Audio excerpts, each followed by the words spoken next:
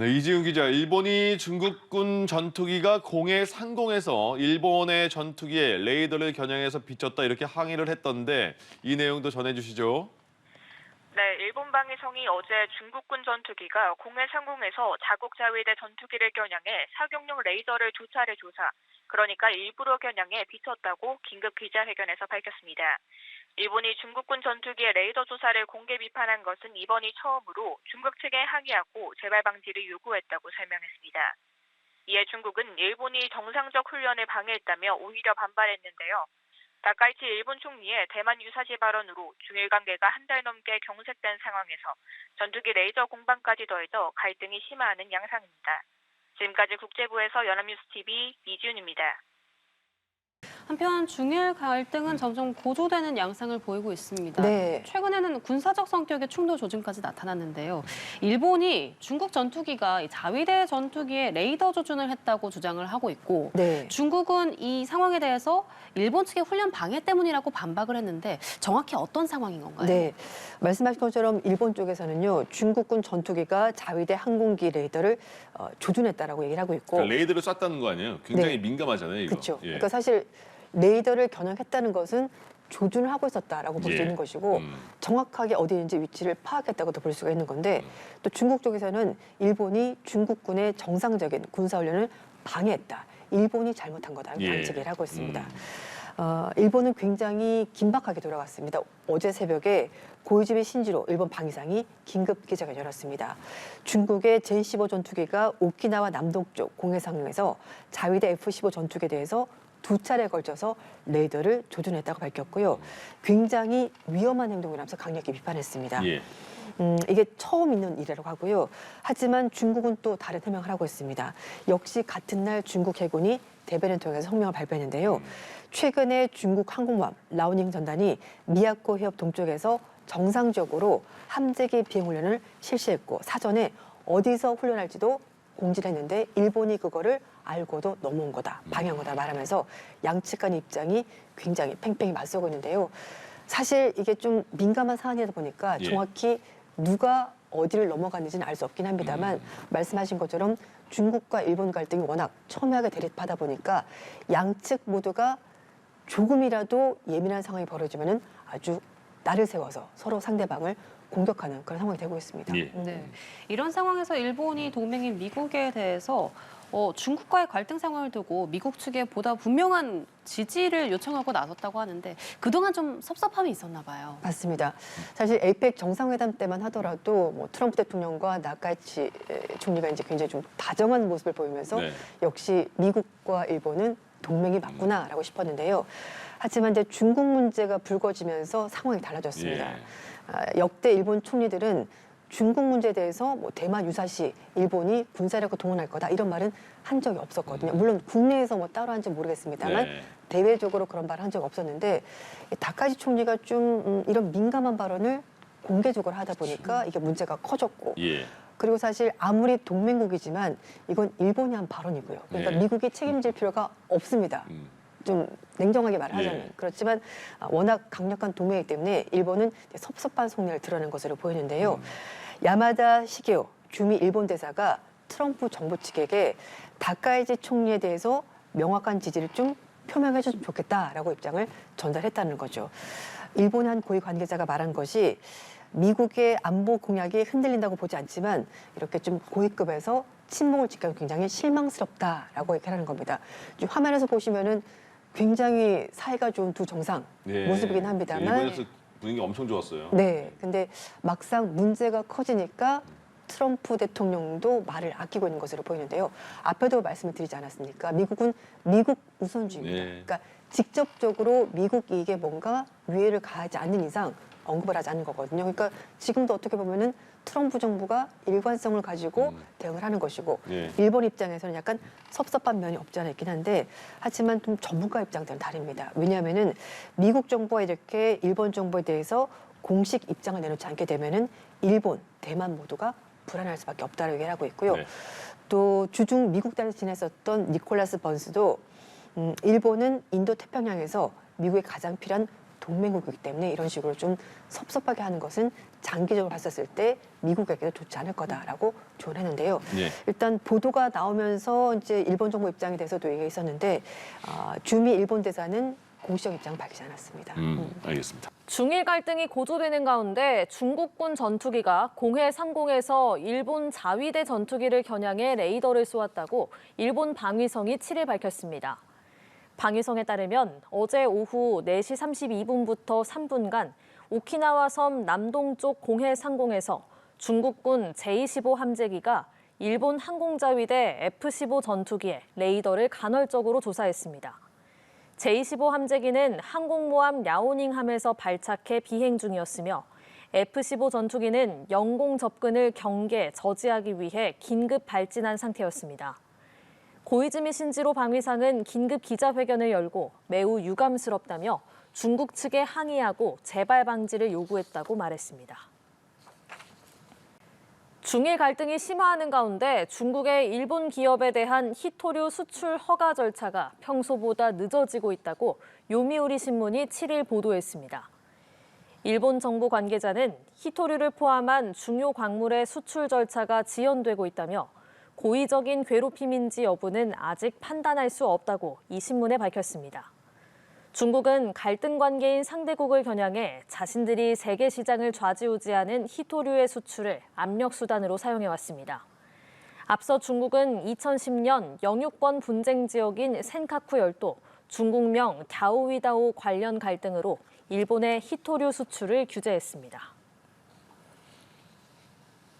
네, 다카이치 일본 총리의 대만 개입 발언이 나온 지도 한 달 가까이가 됐는데 중일 양국 간의 갈등은 격화되는 양상입니다. 네, 베이징 연결합니다. 배삼진 특파원.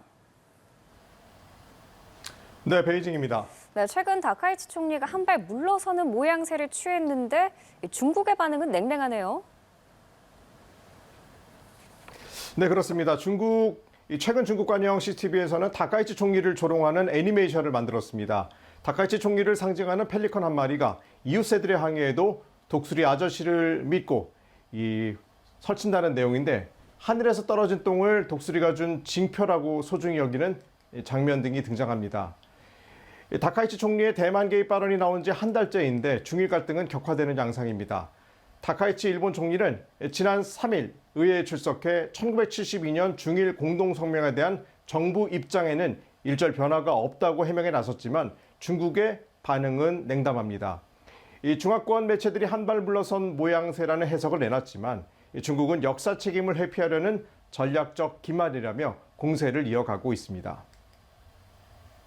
中方的态度是明确的，我们敦促日方切实反思纠错，撤回高市首相错误言论。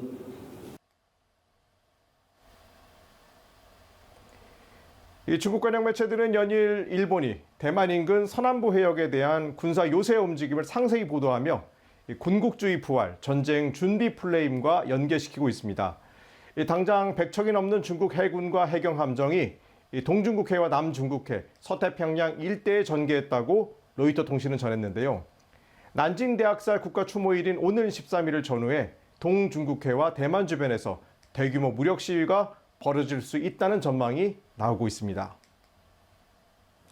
자, 중국이 국제사회를 상대로 외교전도 벌이고 있는 모습인데 중국을 국빈 방문하고 있는 에마뉴엘 마크롱 프랑스 대통령은 중국에 무게를 실어준 행보를 보였다면서요?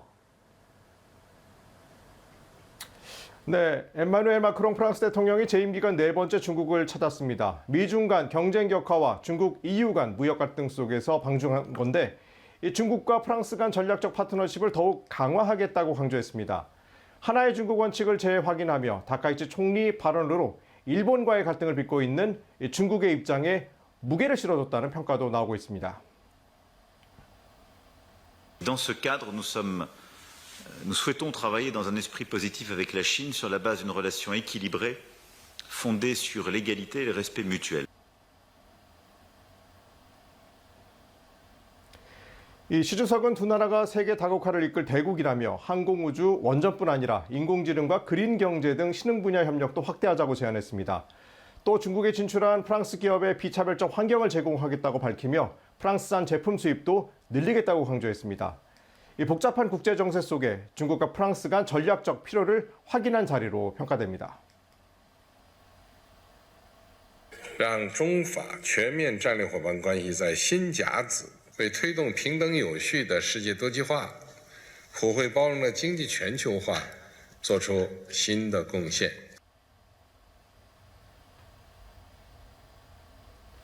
시진핑 주석은 오늘은 판다 기지가 있는 수촨성 청두로 이동해 마크롱 대통령과 비공식 회담을 진행했습니다. 외국 정상에게 드문 일정으로 중국이 마크롱 대통령을 얼마나 예우하고 있는지를 보여주는 대목이란 해석입니다. 네, 홍콩 참사가 발생한 지 이제 9일째입니다. 홍콩 당국은 모레 입법할 선거를 앞두고 대대적인 단속과 함께 관리 모드에 나선 모양새인데요. 어떤 움직임인가요? 네, 홍콩 당국은 해외에 기반을 둔 반중국 성향의 시민단체 두 곳을 금지단체로 지정했습니다. 홍콩 보안법에 따라 이들 단체 행사에 참여할 경우 최대 징역 14년형에 처해질 수 있다는 설명인데요. 화재 참사를 둘러싸고 당국 책임론이 확산되는 등 반중 여론이 고조되자 이를 막기 위한 조치인 것으로 풀이됩니다. 반부패 조사국은 지난주 선거 포스터 등을 훼손한 혐의로 29명을 체포한 데 이어서 입법회 의원 선거를 보이콧하거나 무효표를 던져야 한다고 주장한 4명을 추가로 체포했습니다. 이번 선거는 선거법 개정 후 두 번째 선거인데 홍콩 참사 이후 치러지는 만큼 촉각을 곤두세우고 있습니다. 당장 화재 조사와 관련해 불신이 커지자 화재 원인을 전면 조사할 독립화재조사위원회를 구성하기로 했죠. 또 건설 현장 200여 곳에 화재 확산 원인으로 지목된 그물망을 제거하라고 명령했습니다. 현재까지 이번 화재와 관련해 당국에 체포된 사람들은 21명으로 늘었습니다. 다만 신축 건설 현장보다 규제가 덜한 보수 공사 현장에서 발생한 사고여서 과실치사 혐의를 밝혀내기 어렵다는 지적도 있습니다. 현재까지 참사로 숨진 사람은 1세 영아부터 97세 노인까지 159명으로 실종자가 30여 명에 달하고 또 위독한 중상자도 있어서 사망자는 더 늘어날 수 있다는 전망입니다. 자, 그런가 하면 중국에서 폭죽 판매업자가 공직자 비위를 실명 신고한 뒤에 농약을 마시는 영상이 퍼지면서 논란이 되고 있다고 하는데 이를 포함한 중국 소식들을 정리해 볼까요? 네, 지난 4일 중국 후난성 천저우에서 폭죽 판매업자가 농약을 마시는 영상이 SNS를 통해서 생중계가 됐습니다. 자, 이 남성은 공직자의 비위를 실명 신고했다고 밝혔는데 남성이 운영하던 점포가 화염과 함께 폭발하는 영상도 SNS를 통해 퍼졌습니다. 당국은 관련 내용을 조사하기 위해 합동조사팀을 꾸렸다고 밝혔는데요. 전문가들은 정책 변화와 행정 절차, 비위 의혹 등이 복합적으로 얽힌 사건인 만큼 투명한 조사가 필요하다고 지적했습니다. 중국 전자상거래 플랫폼 일부에서 어린이용 외관을 가진 불법 성인용 인형을 은밀히 유통해온 사실이 드러났습니다. 중국 매체 펑파이는 광둥성의 제조 공장에서 아동과 유사한 외형의 제품이 대량 생산 판매되고 있는 정황을 확인했다고 전했는데요. 현행법은 미성년인을 대상으로 한 음란물 제작과 유포를 금지하고 있습니다. 전문가들은 법적 윤리적 위험을 동시에 초래한다며 전면 조사와 유통 차단 등 조치가 필요하다고 요구하고 있습니다. 중국 수촨성 중장현의 한 즉석 조리식품 매장에서 진열대 안으로 쥐가 들어가 음식을 갉아먹는 장면이 촬영됐습니다. 촬영 당시 진열대를 관리하는 직원이 부재한 것으로 알려졌는데 위생관리 부실 비판이 커지고 있습니다. 현지 시장 감독관리국은 조사에 착수해 해당 매장의 영업을 즉시 중단시켰는데요. 당국은 매장과 주변 지역에 대해 전면적인 쥐 포획 작업과 소독을 실시했다고 밝혔습니다. 지금까지 베이징에서 차이나워치였습니다. 중국이 일본의 8조 원대 국방비 추경 편성에 우려하며 2차 세계대전 전후 질서를 이탈하고 있다고 주장했습니다. 양측 간의 영유권 추돌 가능성도 한층 높아지면서 중일 갈등 국면이 장기화할 거라는 전망이 나옵니다. 베이징에서 배삼진 특파원입니다. 최근 센가쿠 열도 중국명 다오이다오 주변에서 일본어선을 퇴거시킨 중국. 일본이 실효적 지배 중인 센가쿠 열도가 자국영해라고 주장하는 건데 다카이치 일본 총리의 대만 개입 발언 이후 중국 해경 활동이 부쩍 늘었습니다. 钓鱼岛及其附属岛屿自古以来就是中国的固有领土。钓鱼岛主权归属历史经纬清楚，法理依据确凿。 보아이만 일대에서는 연일 실탄 훈련이 진행 중입니다. 청나라 북양함대가 일본에 패했던 곳인 만큼 일본을 겨냥해 전열을 정비하고 있다는 신호를 보내는 겁니다. 중국 정부는 유엔 사무총장에게 또다시 서한을 보내 일본 총리 발언 철회를 촉구했습니다. 일본이 2차 세계대전 패전국으로서 전후 질서에서 이탈을 꾀하고 중일 양국 간 공동성명 역시 지키지 않는다고 주장했습니다. 중국 관영 CCTV는 일본이 방위비를 GDP 대비 2% 수준으로 올린다는 목표가 8,472억 엔, 약 8조 원대 추경 편성으로 2년 일찍 실현될 것이라고 진단했습니다. 대만과 가까운 요나구니 섬에 0삼식 미사일 배치 등 서남해안 전력 증강에 쓰일 수 있다며 일본의 군국주의화에 대한 경계감을 드러냈습니다. 任何重走侵略扩张邪路、破坏战后国际秩序的图谋都不会得逞。 이런 가운데 중일의원연맹 소속 일본 의원들은 연내 방중 의사를 밝히며 긴장 국면 해소를 위한 외교 채널 복원을 모색하고 있습니다. 전문가들은 중일 간의 군사적 경쟁이 장기화될 가능성이 높다고 경고하며 대만 문제와 영유권 분쟁이 가속화될 경우 양국 간 전략적 긴장이 더욱 고조될 것이라고 전망하고 있습니다. 베이징의 산업뉴스TV 배삼진입니다.